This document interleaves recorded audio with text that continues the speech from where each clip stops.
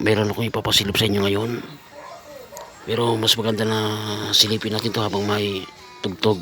Mabilis ang video lang ito. Yan o. Ito lang. Subukan kong i-play itong tugtog na ito.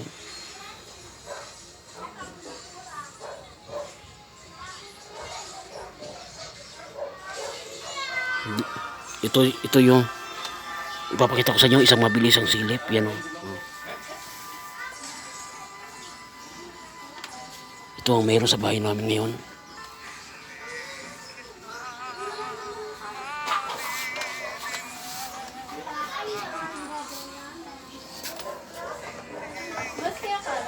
Hindi ko lang kung nakikita sa camera. Pasilip ko uli.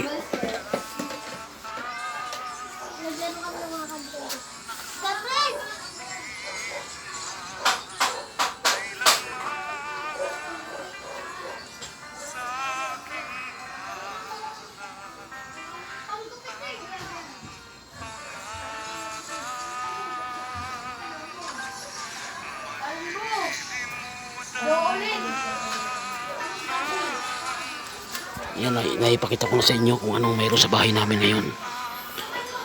Medyo malungkot itong nangyari sa amin kasama. Pero ganun naman, wala kami magagawa. Bagamat bigla ang nangyari. Pero yan talaga ang nakatakda siguro para sa kanya.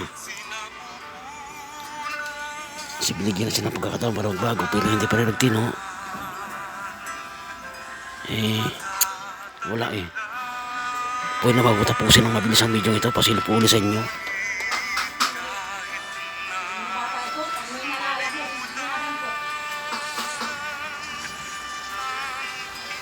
Hindi ako makalapit kasi nandito ako sa upuan ko, sa higaan ko. Subukan ko na lang tumayo.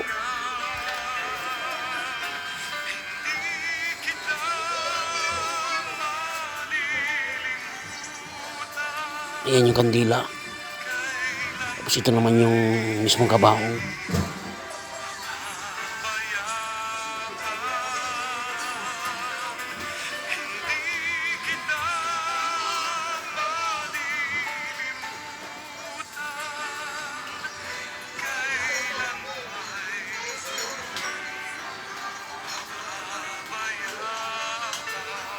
Yan, ngayon naipakita ko na sa inyo. Hindi ko na kung nakita ito na maayos.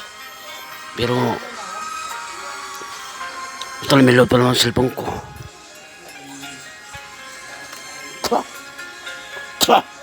Mamaya ipapapost ko agad sa pamangkin ko itong video na ginawa ko ngayon. Pagkatapos itong ginagawa ko, itapos na rin yung video.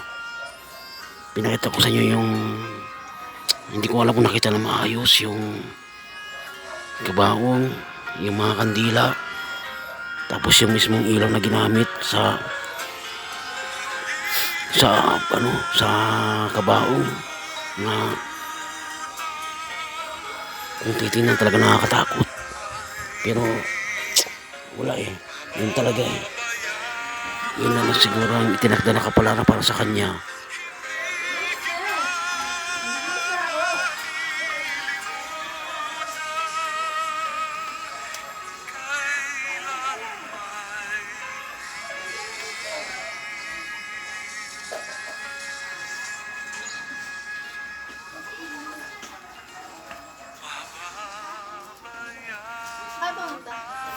Sa pamamagitan ng tugtog na ito, dito ko na tinatapos ang aking napaikling video para sa hapon na ito.